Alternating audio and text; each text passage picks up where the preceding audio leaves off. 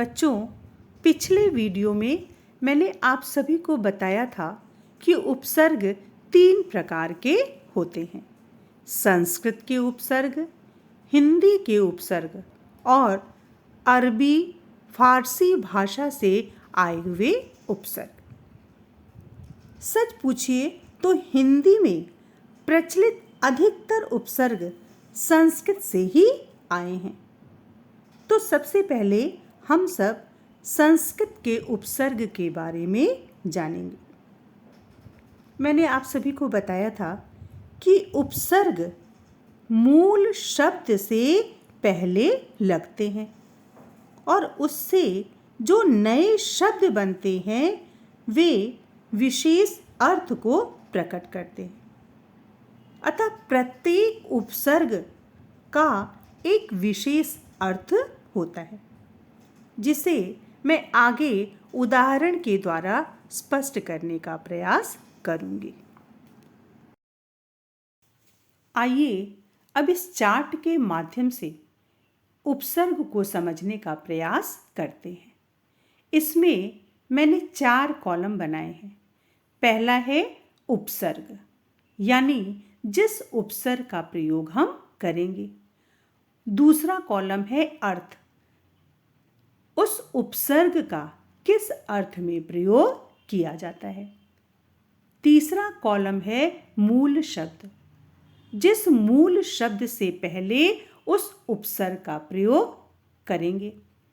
और तीसरा कॉलम है नवीन शब्द, यानी मूल शब्द से पहले उपसर्ग लगाने पर जिस नवीन शब्द की रचना होती है। पहला उपसर्ग है अ। अ उपसर्ग का प्रयोग निषेध, विरोध या अभाव अथवा नहीं, इसके अर्थ में प्रसंग या भाव के अनुरूप किया जाता है। जैसे ज्ञान इस मूल शब्द में जब अ उपसर्ग लगेगा तो अज्ञान इस नवीन शब्द की रचना होगी। अज्ञान यानी ज्ञान से रहित, ज्ञान का अभाव। इसी प्रकार धर्म इस मूल शब्द में जब अ उपसर्ग लगेगा तो क्या बनेगा? अधर्म, धर्म के विरुद्ध। हिंसा इस मूल शब्द में जब अ उपसर्ग लगेगा तो नवीन शब्द बनेगा अहिंसा, हिंसा से रहित।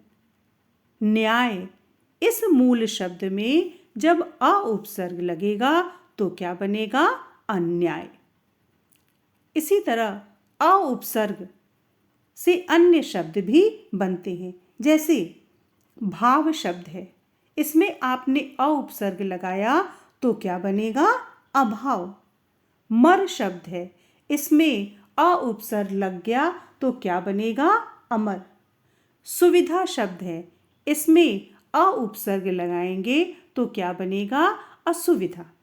इसी प्रकार अ उपसर्ग का प्रयोग किया जाता है जहां पर अभाव, नहीं या विरोध का अर्थ प्रकट करना होता है, वहां पर अ उपसर्ग लगा करके हम नवीन शब्द का निर्माण करते हैं। अति उपसर्ग, इस उपसर्ग का प्रयोग अधिक, ऊपर या उस पार इस अर्थ में किया जाता है। जैसे वृष्टि इस मूल शब्द में जब अति उपसर्ग लगेगा तो नवीन शब्द बनेगा अतिवृष्टि, यानी अत्यधिक वर्षा का होना। इसी प्रकार अधिक इस मूल शब्द में जब अति उपसर्ग लगा तो नवीन शब्द बनेगा अत्यधिक।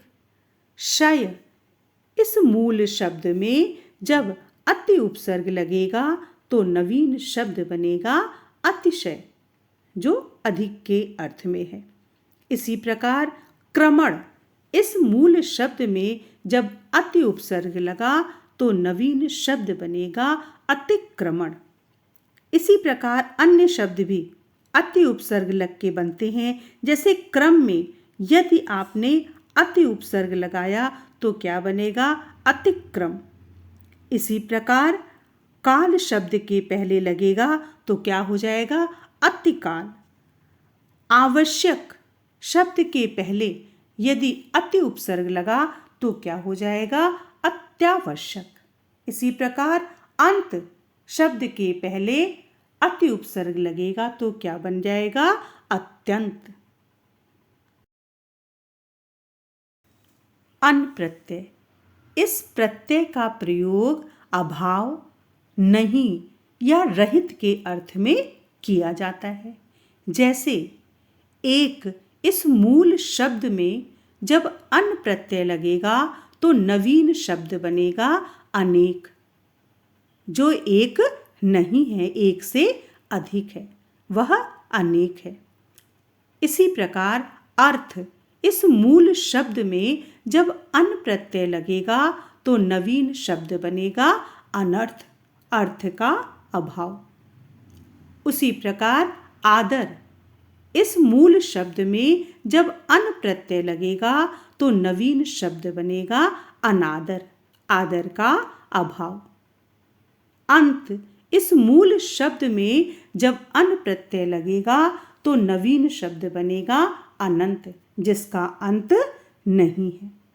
इसी प्रकार अन प्रत्यय लग के अन्य शब्द बनते हैं। जैसे भिज्ञ शब्द है, इस भिज्ञ शब्द में जब अन प्रत्यय लगेगा तो नवीन शब्द बनेगा अनभिज्ञ। अपेक्षित, इस मूल शब्द में जब अन प्रत्यय लगेगा तो बनेगा अनपेक्षित। आदि, इस मूल शब्द में जब अन प्रत्यय लगेगा तो नवीन शब्द बनेगा अनादि। अनु उपसर्ग, इस उपसर्ग का प्रयोग पीछे, समान, प्रत्येक, नहीं या अन्य अर्थ में भी प्रसंग या भाव के अनुरूप होता है। जैसे रूप, इस मूल शब्द में जब अनु उपसर्ग लगेगा तो नवीन शब्द बनेगा अनुरूप, रूप के समान। इसी प्रकार उचित, इस मूल शब्द में अनु उपसर्ग लगा तो नवीन शब्द बना अनुचित, जो उचित नहीं है। इसी प्रकार गमन, इस मूल शब्द में अनु उपसर्ग लगा तो नवीन शब्द बना अनुगमन, पीछे चलना। इसी प्रकार दिन, इस मूल शब्द में अनु उपसर्ग लगा तो क्या बना? अनुदिन, प्रत्येक दिन।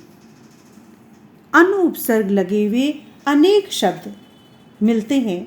जैसे ग्रह शब्द में अनु उपसर्ग लगेगा तो नवीन शब्द क्या बनेगा? अनुग्रह।